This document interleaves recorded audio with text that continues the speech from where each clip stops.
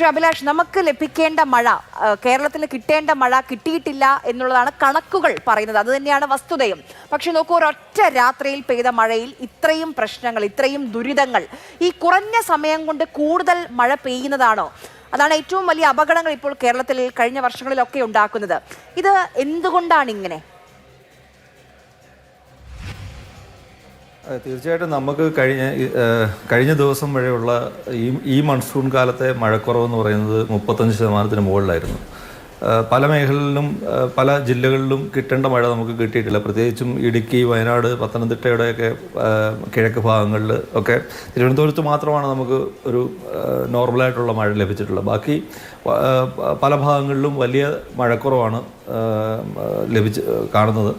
അപ്പോൾ ഇപ്പം ഒരു 2018 ശേഷം, പ്രത്യേകിച്ചും 2019 മുതൽ കണ്ടുവരുന്ന ഒരു പ്രവണത എന്ന് പറയുന്നത്, ഇതിൻ്റെ ഒരു സമാനമായിട്ടുള്ള സിറ്റുവേഷനായിരുന്നു 2019. 2019 കവലപ്പാറ പുത്തുമല ദുരന്തം നടക്കുന്ന കാലഘട്ടത്തിൽ ജൂലൈ 31 വരെയുള്ള മഴക്കുറവ് എന്ന് പറയുന്നത് 35%. അത് എന്നിട്ട് ഓഗസ്റ്റിലൊരു 4 ദിവസം കൊണ്ടുള്ള മഴ കൊണ്ട് ഈ ജൂലൈ 2 മാസത്തെ മഴക്കുറവ് 4 ദിവസം 5 ദിവസത്തെ മഴ കൊണ്ട് നികത്തപ്പെടുന്ന തരത്തിലേക്ക് മഴയുടെ പെയ്ത്ത് രീതി മാറി. അതായത് മഴയുടെ ആ ഒരു മഴപ്പെയ്ത്തിൻ്റെ രീതി മാറുക എന്ന് പറഞ്ഞു കഴിഞ്ഞാൽ മഴദിനങ്ങൾ കുറയുകയും മഴകൾ തമ്മിലുള്ള ഇടവേളകൾ കൂടുകയും ചെയ്യുന്ന ഒരു പ്രവണതയിലേക്ക് കേരളത്തിലെ മൺസൂൺ മഴയുടെ പാറ്റേൺ മാറിയിട്ടുണ്ട്.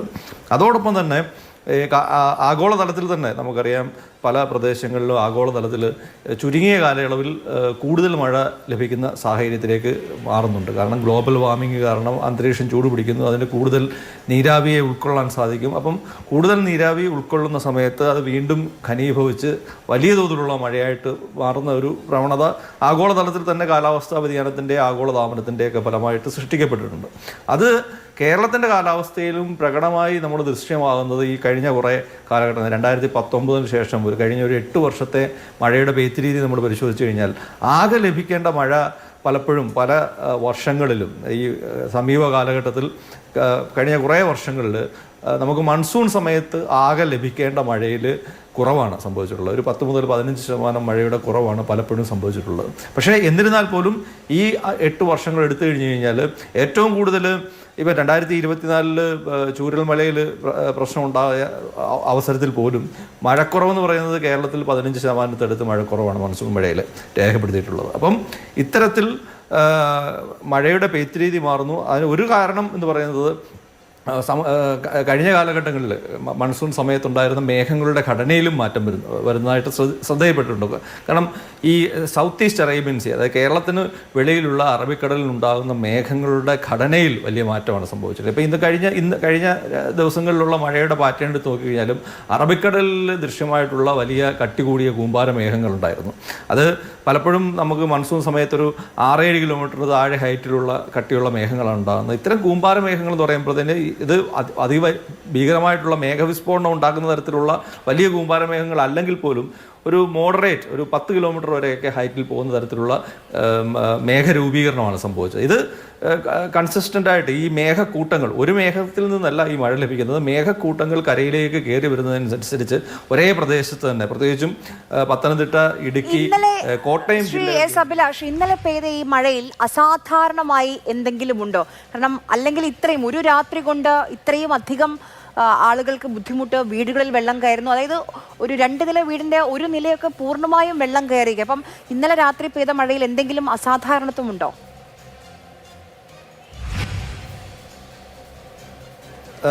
സാധാരണ മൺസൂൺ, അതായത് മൺസൂൺ തുടങ്ങിയിട്ട് ഇപ്പോൾ 62 ദിവസങ്ങൾ കഴിഞ്ഞു.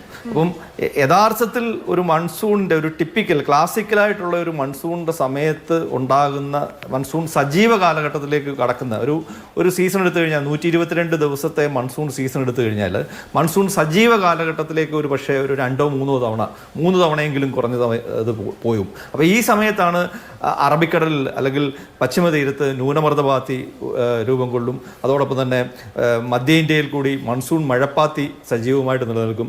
അതിനുള്ളിൽ തന്നെ മൺസൂൺ മഴപ്പാത്തിക്കുള്ളിൽ തന്നെ മൺസൂൺ ന്യൂനമർദ്ദങ്ങളും മൺസൂൺ അതിതീവ്ര ന്യൂനമർദ്ദങ്ങളും ഉണ്ടാകും. അപ്പോൾ ഇത്തരത്തിൽ മൺസൂണിനോടനുബന്ധിച്ചുണ്ടാകുന്ന കാലാവസ്ഥാ വ്യൂഹങ്ങളൊക്കെ ഉണ്ടായിട്ടുള്ള ഒരു ടിപ്പിക്കലായിട്ടുള്ള ഒരു മൺസൂണിൻ്റെ സജീവ കാലഘട്ടമാണ് യഥാർത്ഥത്തിൽ കഴിഞ്ഞ ദിവസം സംഭവിച്ചത്. ഒരു പക്ഷേ ഇതുവരെയുള്ള കണക്ക് പരിശോധിച്ച് കഴിഞ്ഞാൽ ഇത്രയും കൂടുതൽ ഒറ്റ ദിവസം ഏറ്റവും കൂടുതൽ ഈ സീസണിൽ മഴ കിട്ടിയ ദിവസവും ഇന്നലെയായിരുന്നു. അപ്പോൾ ഇത്തരത്തിൽ മൺസൂൺ അതിൻ്റെ സജീവ കാലഘട്ടത്തിലേക്ക് കടക്കുമ്പോൾ ഇത്തരം മഴകൾ സ്വാഭാവികമാണ്, അതിൽ അസ്വാഭാവികമായിട്ട് ഒന്നുമില്ല.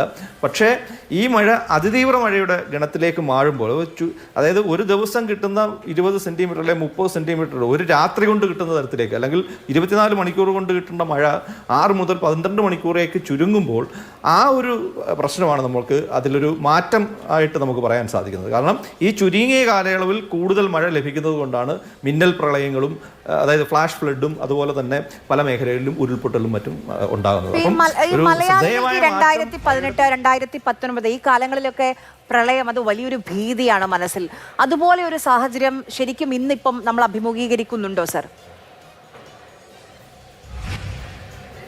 അല്ലേ, ഇപ്പം നമ്മൾ പ്രളയം എന്ന് പറയുമ്പോഴേക്കും മൺസൂൺ സമയത്ത് ഇപ്പം ഇന്ത്യയിൽ തന്നെ എല്ലിനോയുമായി ബന്ധപ്പെട്ട് മൺസൂണിൻ്റെ മഴക്കുറവെന്ന് നമ്മൾ പറയുമ്പോഴും ഇതിനോടകം തന്നെ ആസാമിലും അരുണാചൽ പ്രദേശിലും രാജസ്ഥാനിലും ഗുജറാത്തിലും വലിയ പ്രളയങ്ങൾ സംഭവിച്ചു കഴിഞ്ഞു, മുംബൈയിലും ഒക്കെ ആയിട്ട്. അപ്പം മൺസൂണിൻ്റെ ഒരു സ്വാഭാവികമായിട്ടുള്ള ഇത്തരം മഴക്കുറവ് നിലനിൽക്കുമ്പോൾ പോലും പല പ്രദേശങ്ങളിലും ഈ പറഞ്ഞ പോലെ പ്രളയങ്ങൾ സൃഷ്ടിക്കാനുള്ള ശേഷിയുള്ള ഒരു കാലാവസ്ഥാ വ്യൂഹമാണ്, സംവിധാനമാണ് മൺസൂൺ മഴ. അപ്പം കേരളത്തിലായാലും എല്ലിനോ വരുന്ന വർഷങ്ങളിൽ പോലും അതിതീവ്ര മഴ ഉണ്ടാകാറുണ്ട്. അപ്പോൾ അത് മൺസൂൺ സജീവമാകുന്ന കാലഘട്ടങ്ങളിൽ ഇത്തരം അതിതീവ്രമായിട്ടുള്ള മഴ ഉണ്ടാകും. പക്ഷേ 2018 ആ ഒരു സ്ഥിതിവിശേഷം എന്ന് പറഞ്ഞാൽ നമുക്ക് അറിയാം, മെയ് മുതൽ മഴ കൂടുതലായിരുന്നു, ജൂണിൽ മഴ കൂടുതൽ, ജൂലൈയിൽ കൂടി, അത് ഓഗസ്റ്റ് ആയപ്പോഴേക്കും ഇത്തരത്തിലുള്ള അതിതീവ്ര മഴയുടെ ഗണത്തിൽപ്പെടുത്താവുന്ന ഓഗസ്റ്റ് 15 അടുപ്പിച്ച് വലിയ തോതിലുള്ള മഴയുണ്ടായി. അപ്പം കാലക്രമേണ കൂടി നിന്ന മഴ, അത് കാരണം നമ്മുടെ ഡാമുകളും മറ്റ് ജലാശയങ്ങളും എല്ലാം സാച്ചുറേറ്റഡ് ആയി, അല്ലെങ്കിൽ നമ്മുടെ മണ്ണുമൊക്കെ വലിയ തോതിൽ ജലപൂരിതമായി. അപ്പോൾ ഇങ്ങനെ അതായത് 30 ദിവസം കൊണ്ട് വലിയ തോതിൽ മഴ ലഭിച്ച ഒരു സാഹചര്യത്തിലാണ് 2018 അതിതീവ്രമായിട്ടുള്ള 3-4 ദിവസം നീണ്ടു നിൽക്കുന്ന മഴ നമുക്ക് ലഭിച്ചത്. അപ്പം അങ്ങനെ ഒരു സാഹചര്യം എന്തായാലും ഈ അടുത്ത 1-2 ദിവസം കൊണ്ട് ഉണ്ടാകുമെന്ന് നമ്മുടെ കേന്ദ്ര കാലാവസ്ഥാ വകുപ്പിന്റെ പ്രവചനങ്ങളൊക്കെ ശ്രദ്ധിച്ചു കഴിഞ്ഞാൽ നാളത്തോടു കൂടി മഴ കുറയുന്ന ഒരു പാറ്റേൺ ആണ് അവർ പ്രവചിച്ചിരിക്കുന്നത്. അതുകൊണ്ട് അപ്പോൾ എത്ര ദിവസം നമ്മൾ ഈ ജാഗ്രത തുടരേണ്ടതുണ്ട്? ഇപ്പോഴും കാണുന്ന ഒരു മഴയുടെ പെയ്ത്ത് രീതിയുടെ ഒരു പ്രത്യേകത എന്ന് പറഞ്ഞു കഴിഞ്ഞാൽ, കുറേ ദിവസം മഴ മാറി നിൽക്കും, ഒരു സ്പെല്ല് വന്നിട്ട് ഇപ്പോൾ ഇന്നലത്തെ ഒറ്റ സ്പെല്ല് കൊണ്ടാണ് ഒരു പക്ഷേ 2018 നമ്മൾ കണ്ട സ്ഥിതിയിലേക്ക് പല സാഹചര്യങ്ങളും ഉരുത്തിരിഞ്ഞു വന്നത്. അപ്പം ഈ മഴ മാറി നിന്നിട്ട് വീണ്ടും മഴ വീഴുമ്പം ഇത്തരത്തിൽ സജീവ കാലഘട്ടം കൂടി ഉണ്ടാവുകയാണെങ്കിൽ നമുക്ക് ഈ സീസണിൽ വീണ്ടും നമുക്ക് ഇതുപോലെ മിന്നൽ പ്രളയങ്ങളും മറ്റും പ്രതീക്ഷിക്കാവുന്നതാണ്. അത്തരത്തിലാണ് കാലാവസ്ഥ മാറിക്കൊണ്ടിരിക്കുന്നത്. അപ്പം ഏത് സമയത്തും ഇത്തരത്തിൽ 1-2 ദിവസം നീണ്ടു നിൽക്കുന്ന ഷോർട്ടായിട്ടുള്ള ഇൻറ്റൻസ് സ്പെല്ല്, അല്ലെങ്കിൽ ചുരുങ്ങിയ കാലയളവിൽ ലഭിക്കുന്ന അതിതീവ്രമായിട്ടുള്ള മഴ നമ്മൾ ഇനിയും പ്രതീക്ഷിക്കേണ്ടതാണ്. എല്ലിനോ ഉണ്ടെന്നും പറഞ്ഞ് നമുക്ക് മഴക്കുറവാണ്, അതുകൊണ്ട് വലിയ പ്രശ്നമില്ല എന്ന് നമ്മൾ വിചാരിക്കരുത്. ഇതിലൊരു ഗുണകരമായിട്ടുള്ള സ്വാധീനം എന്ന് പറയുന്നത് നമ്മുടെ ഡാമുകൾ പലതും അതിൻ്റെ സാച്ചുറേഷൻ ലെവലിൽ എത്തിയിട്ടില്ല എന്നുള്ളതാണ്. അപ്പോൾ ഡാമിൻ്റെ ഭാഗത്തു നിന്നുണ്ടാകുന്ന, അല്ലെങ്കിൽ ഡാമിൽ നിന്ന് വരുന്ന വെള്ളത്തിൻ്റെ കുറവ് അത് വളരെ വലുതാണ്. അതോടൊപ്പം തന്നെ അറബിക്കടലിൽ രൂപം കൊണ്ട കാലവർഷത്തിൽ ലഭിക്കേണ്ട ശരാശരി മഴ പോലും ലഭിച്ചിട്ടില്ല എന്നാണ് കണക്കുകൾ പറയുന്നത്. അപ്പം ഇതിപ്പോൾ ഓഗസ്റ്റ് ആയിട്ടേ ഉള്ളൂ, ഇനി ഓഗസ്റ്റ് മാസം തുടങ്ങിയിട്ടേ ഉള്ളൂ. ഓഗസ്റ്റ് ഉണ്ട്, സെപ്റ്റംബർ ഉണ്ട്. അപ്പം ഈ 2 മാസത്തിൽ കാലവർഷം എങ്ങനെയായിരിക്കും, കാലവർഷത്തിനൊരു സ്വഭാവം എങ്ങനെയായിരിക്കും എന്നുള്ളൊരു ആശങ്ക കൂടിയുണ്ട്. സ്വാഭാവികമായിട്ടും കേരളത്തിൻ്റെ മഴയുടെ ആ ഒരു പാറ്റേൺ, അല്ലെങ്കിൽ സീസണൽ മൺസൂൺ മഴയുടെ പാറ്റേൺ ജൂൺ ജൂലൈയിലാണ് നമുക്ക് ഏറ്റവും കൂടുതൽ മഴ ലഭിക്കുന്നത്. സ്വാഭാവികമായിട്ടും 10-30 വർഷത്തെ കണക്ക് പരിശോധിച്ചാൽ ജൂണിലൊരു 60 മുതൽ 70 സെൻറ്റിമീറ്റർ മഴ, ജൂലൈയിലും ഒരു 70 സെൻറ്റിമീറ്റർ മഴ. അപ്പം തന്നെ നമുക്ക് കിട്ടേണ്ട മഴയുടെ ഒരു 70%, അല്ലെങ്കിൽ 60 മുതൽ 70% ഈ 2 മാസം കൊണ്ടാണ് കിട്ടുന്നത്. അതിനുശേഷം ഓഗസ്റ്റ് കഴിയുമ്പോഴേക്കും മഴ കുറയുന്ന ഒരു പാറ്റേണാണ് പൊതുവേ കണ്ടുവരുന്നത്. പക്ഷേ കഴിഞ്ഞ കുറച്ച് നാളായിട്ട്, കുറച്ച് കാലങ്ങളായിട്ട് 2018 ശേഷം നമ്മൾ പരിശോധിച്ച് കഴിഞ്ഞാൽ ഓഗസ്റ്റ് സെപ്റ്റംബറിലും മഴ കൂടുന്നതായിട്ടും കാണുന്നുണ്ട്. അപ്പം അത്തരത്തിൽ നമുക്ക് സെപ്റ്റംബർ വരെയും ഒരു നല്ല മഴക്കാലം പ്രതീക്ഷിക്കാവുന്നതാണ്. അതോടൊപ്പം തന്നെ ഈ മഴയ്ക്ക് അനുകൂലമായിട്ട് എൽനിനോയെ കോമ്പൻസേറ്റ് ചെയ്യുന്ന തരത്തിലുള്ള ഒരു പോസിറ്റീവ് ഇന്ത്യൻ ഓഷ്യൻ ഡൈപോൾ എന്ന് പറയുന്ന ഒരു കാലാവസ്ഥ വ്യൂഹം ഇന്ത്യൻ മഹാസമുദ്രത്തിൽ രൂപം കൊണ്ടുവരുന്നതായിട്ട് ശ്രദ്ധയപ്പെട്ടിട്ടുണ്ട്. അപ്പോൾ അതൊരു പക്ഷേ മൺസൂണിന്റെ രണ്ടാം പാദത്തിലേക്ക് വരുമ്പോൾ അത് വളരെയധികം നന്ദി ഡോക്ടർ എസ് അഭിലാഷ് നമുക്കൊപ്പം ചേർന്നതിന്.